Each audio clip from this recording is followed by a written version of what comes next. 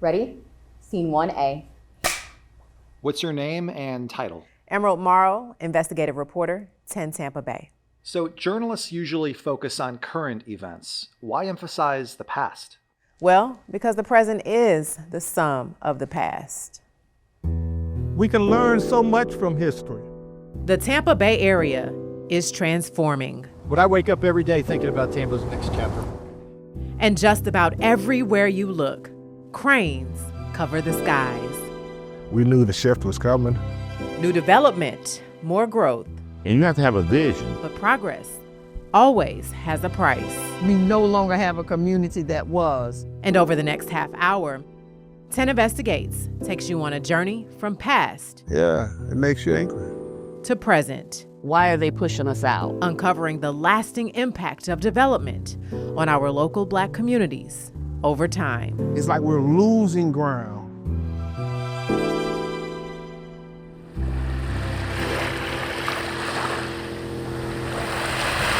We're gonna have a good time, really a good time. He would say, hey, Miss Shane. He called everybody Miss Shane. Good time. This part of Pierce Street could be called Teachers Row, right here. We're having a good time. For Barbara Sori Love, The Buchanans used to live right here. each step through her childhood neighborhood revives memories I ain't tired yet. of the good times. Good times. That was where the hub of the African American businesses were on Clearwater Heights. A historic, tight-knit community. Williams Elementary was right here. First African American school built in 1946 after World War II. Throughout the first half of the 20th century, the Clearwater Heights community prospered, despite Jim Crow's racist rule. They built homes when law said they could not cross the color line. Schools when white ones refused to educate them. Churches when race trumped even religion. Their story is one of triumph. We're hoping to get markers, make this part of Clearwater's fabric, reimagine Clearwater's fabric. Because when you walk through here, there's really nothing that says this was a Black community. There's nothing. And the only thing left is Friendship Missionary Baptist Church, Which is empty now. which is empty. It's up for sale.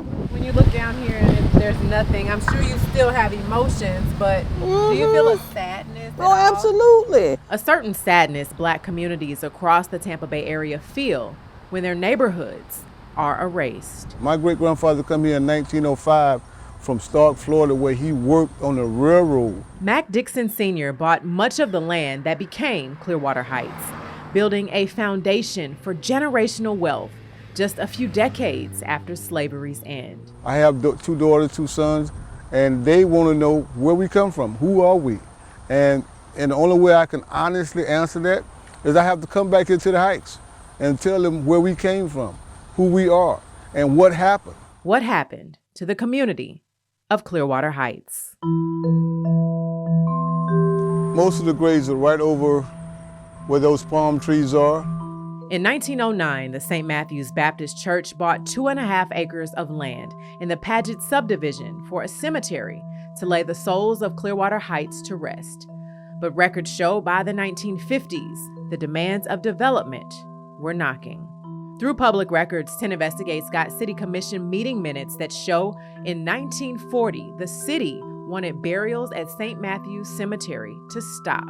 Leaders established a new cemetery in another part of town, saying, quote, "No burials of Negroes shall be permitted in Clearwater other than on the above described property." Then, in 1954, the city began taxing the church for road improvements. A newspaper article from that year says elected leaders in Pinellas County believed road paving would help maintain housing segregation. The church was assessed more than $1,800. Taxes got to a place where they couldn't afford them, and they had to sell. So, in 1955, church trustees sold the land to developers for $15,000. They flipped that land for $110,000 just 2 years later. They were then hired by the city to move graves, except it never fully happened. Eventually, the city approved a department store and private businesses on the site. Do you ever get angry? All the time. don't do nothing wrong, but I get angry. Yeah, we get angry. And especially when nobody takes responsibility for what's been done. Wandering soul, midnight's lonely. It's hard to imagine that people would do that knowing that there was a grave site. Far from the grave. In 2019, neighbors from the old Clearwater Heights came forward with concerns about lost loved ones. And even though the city promised graves had been moved, they still had a sneaking suspicion they were still there, beneath the Frank Crum business property today. My name is Matt Crum. I'm president of Frank Crum. At the time, when they sold the property, there was a promise made that with the sale of the property that these remains would be removed and to an appropriate or another cemetery. That never happened. This 1998 development agreement makes that promise clear. But archaeological digs show at least 328 graves on the site, with the potential of more under the building. Our history is messier than we'd like it to be at times. And I've learned that, unfortunately, people and organizations and institutions don't always do the right thing when there are historical wrongs, and that's disappointing. But you want to do the right thing. Trying to.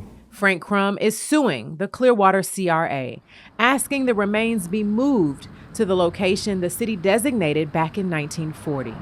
Today, it's the site of another erased cemetery that sits under an old school. Won't you carry these bones to their final home? How in the hell can you dig a foundation and not hit nothing to know that this is graves here? Why did you continue to build? Could their spirits get out? O'Neill Larkin Jr. remembers seeing graves in the 1980s from the North Greenwood Cemetery. 10 Investigates was the first to report back in 2019 they could still remain under the Curtis Fundamental School in a parking lot across the street. The workers who dug this foundation, was somebody paid off to not say anything? To pour a floor, pull sidewalks, and nobody say nothing? After our initial reporting, archaeologists found more than 50 graves on the site. A grave injustice Wandering soul. and a heavy price to pay for progress.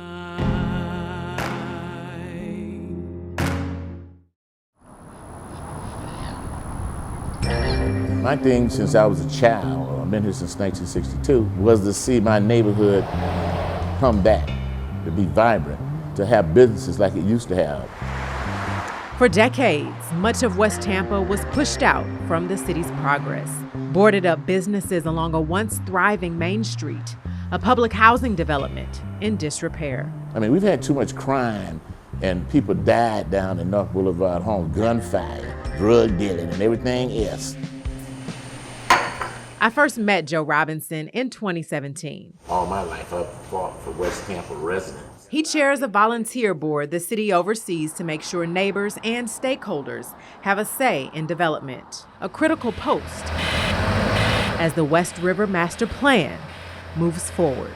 To connect the east with the west, the downtown with the west side. The plan calls for the city, the county, housing authority, and the school district to redevelop 120 acres of prime land along the Hillsborough River. I'm Bob Buckhorn. I am the former mayor of Tampa from 2011 to 2019. I'm happy to see that everything that we imagined this could be is coming to fruition.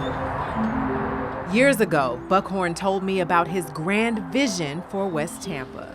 It will create a development that is focused on the waterfront, that is mixed use. One that expands the multi-million-dollar Riverwalk, connecting Julian B. Lane Park, where we sit today, to the west side of the city.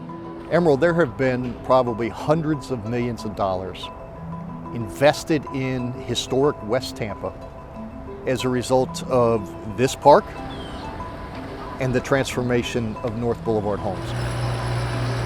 That's generational in its impact in a very, very positive way. In 2017, the Tampa Housing Authority raised North Boulevard homes.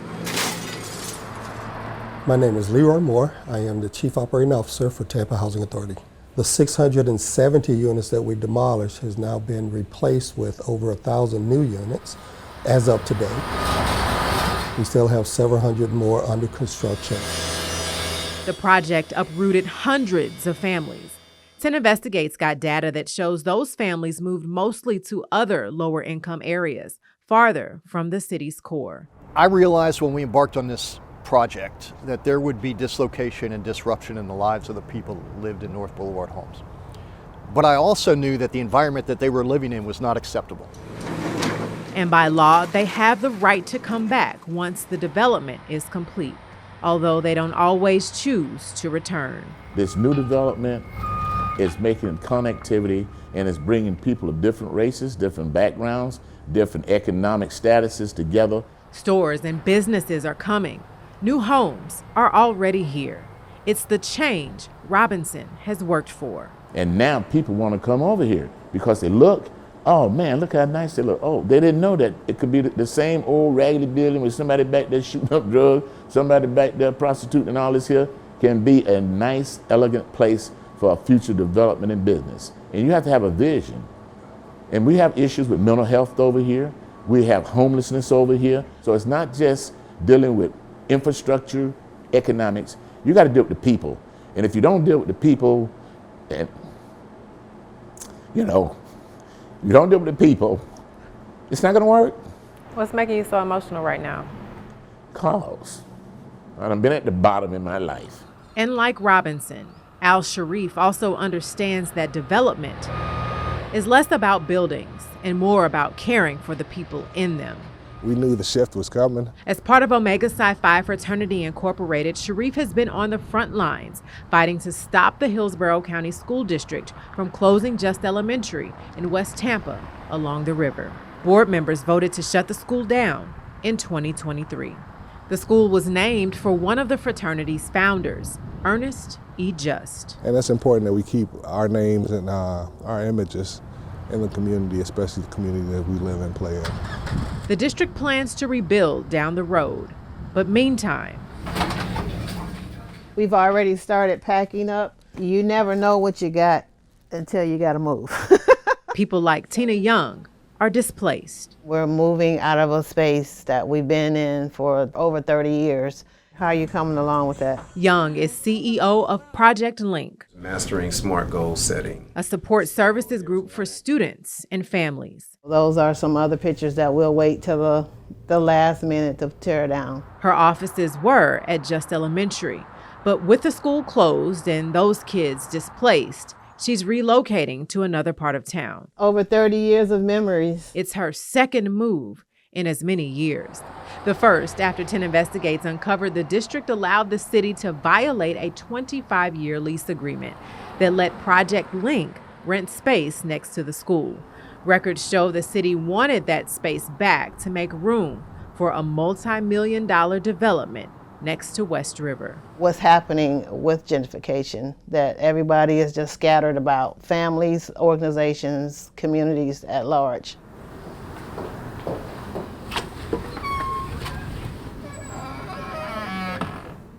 We understand that development is coming and progress is coming, but the development that's going on here in Tampa is coming at the expense of African American people. 10 Investigates found from 2011 to 2023, while Tampa's overall population grew 17%, the city lost 7% of its total Black population. Something the local NAACP says is impacting power at the ballot box. Because of the gentrification, it has depleted our vote. It is slowly depleting our voting power within the city because so many people have been pushed out of the city and gone to the county. A dilemma of development in a city, a neighborhood, trying to keep its character in the face of constant change.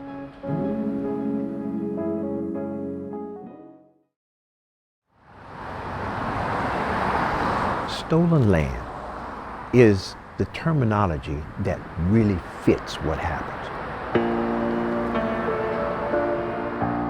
Howdy guys, how y'all doing? Hey, Mayor. How are you? Good. Mayor, well, what do you think about how the critical?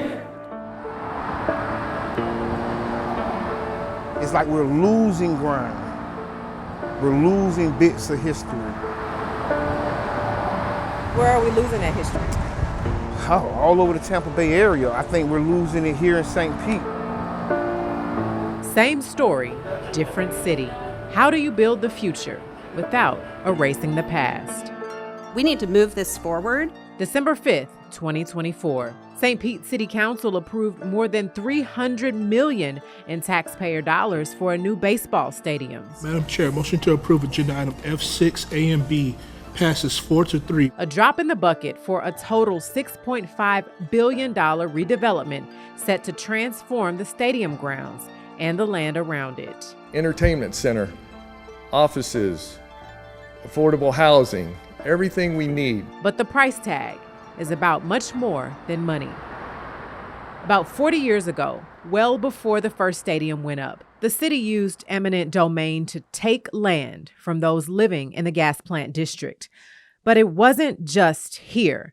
Under the Federal Housing Act of 1949, cities nationwide used eminent domain for so-called slum clearance, which often targeted Black communities. The Institute for Justice says between 1949 and 1973, this act alone displaced 1 million people, most of them African American. My name is Emmanuel Sykes. I'm the pastor of Bethel Community Baptist Church in St. Petersburg. You can call it eminent domain, you can call it dilapidation, you can call it every other name to justify tearing it down and taking it. What you would not call it was a neighborhood. Make it historic. Sykes has been critical of the new stadium plan. The city had no right, and the people who pushed this had no right, given the history, given the campaign promises, no right to put that as part of a sweetheart deal for people that don't need money. Deborah Figg Sanders, St. Petersburg City Council Chair. Sanders voted yes on the deal, saying the promise of a new Black History Museum within the development is a step toward equity. So my cell was never the raised team or the new stadium. Mine was solely about the community benefits agreement that actually benefit the Black community. How is this a good deal for the Black community that it has suffered? Well, I actually grew up there. It had the support of many descendants of the historic gas plant, support of groups like the NAACP, folks who understand the promises who were made. And so from the $50 million in community benefits to the new Woodson Museum, the MWBE focus, all those things are focused on honoring the promises that were made to that community.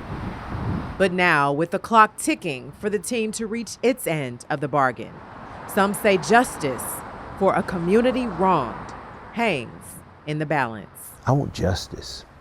And for me, doing right has always been right. A similar story in Lakeland. In the early 1880s, one of Lakeland's first settlements developed on these 35 acres. My name is Robert L. Robinson, and I was born in the Moorhead community. African Americans came to the area to work on the railroads and built a community of homes, churches, and businesses. We looked out for one another. A togetherness shattered when the city took the Moorhead land through eminent domain for what is now the RP Funding Center. The community was no longer in one place, it was scattered all over.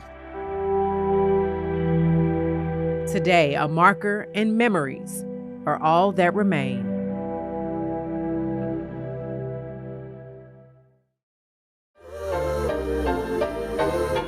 We have to be the architects of our history. In all the years the city of Tampa has existed, It's never had a Black History Museum.